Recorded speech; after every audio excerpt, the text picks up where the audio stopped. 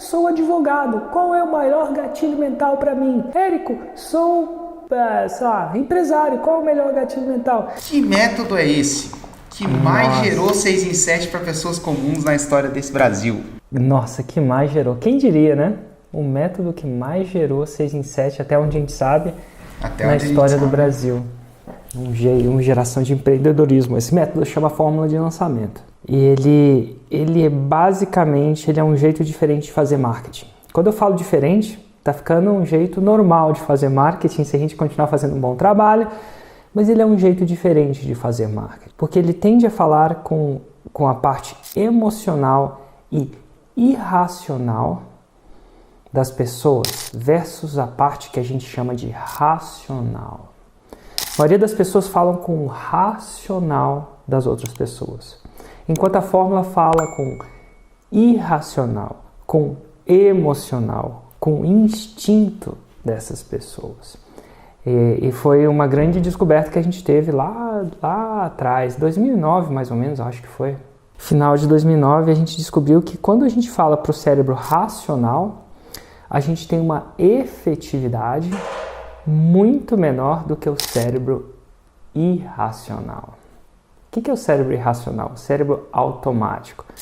Naquela época eu descobri que o ser humano ele vem de uma evolução muito grande, desde lá dos tempos da caverna. E tem coisas que a gente sabe racionalmente, conscientemente.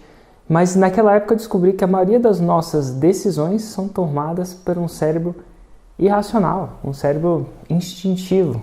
A gente chama ele do sistema límbico. 2 sistemas que existem, o neocórtex está situado aqui na frente e o sistema límbico que está situado mais no miolo do cérebro. O sistema límbico ele faz com que a gente sobreviva e reproduza. Então ele cuida dos nossos instintos de sobrevivência, das nossas emoções. O cérebro racional ele é uma parte que só os humanos têm e ele cuida mais ou menos, basicamente, da linguagem.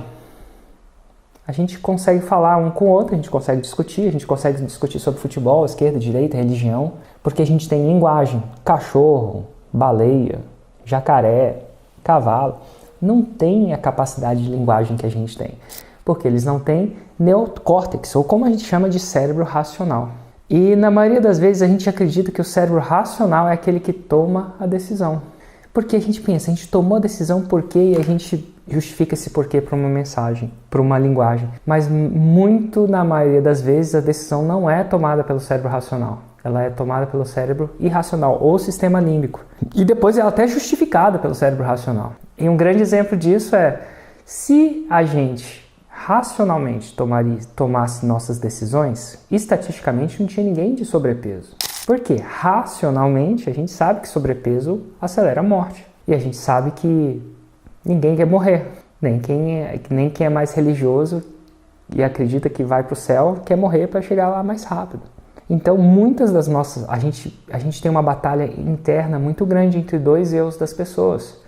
A gente às vezes quer acordar cedo. Uma parte de nós quer acordar cedo.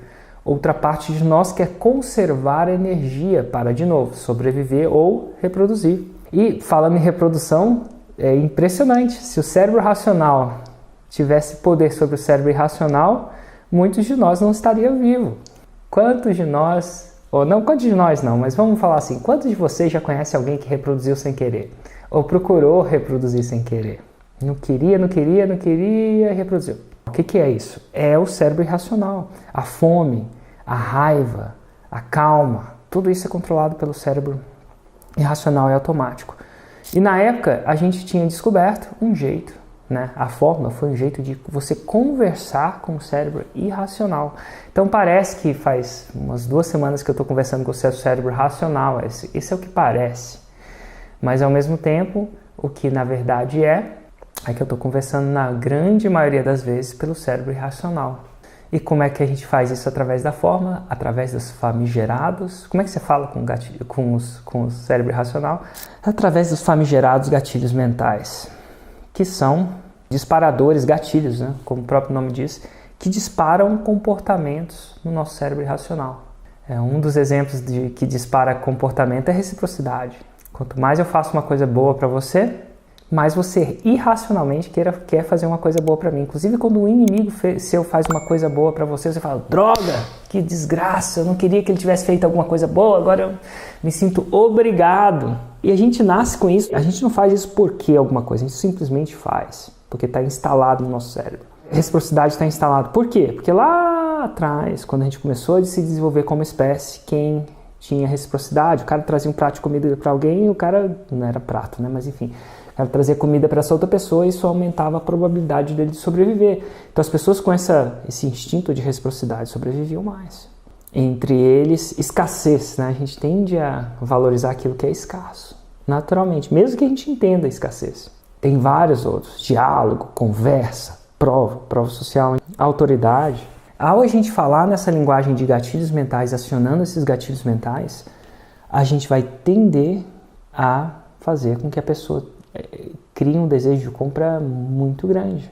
Então, de novo, se você fez uma proposta para alguém e alguém falou não tem nada a ver com você ou com a proposta. Você só não ativou com integridade, é claro, você não pode ativar mentindo, com integridade os gatilhos mentais.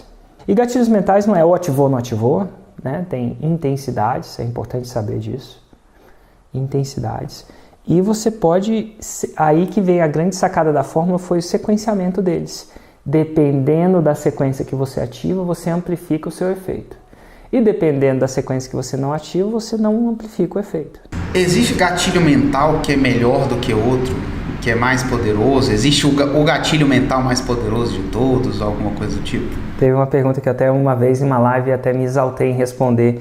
Uma das maiores perguntas que me falam: Érico, sou advogado, qual é o maior gatilho mental para mim? Érico, sou empresário, qual é o melhor gatilho mental? É a mesma coisa que o cara falou assim: Érico, sou roqueiro, qual a melhor nota musical para mim?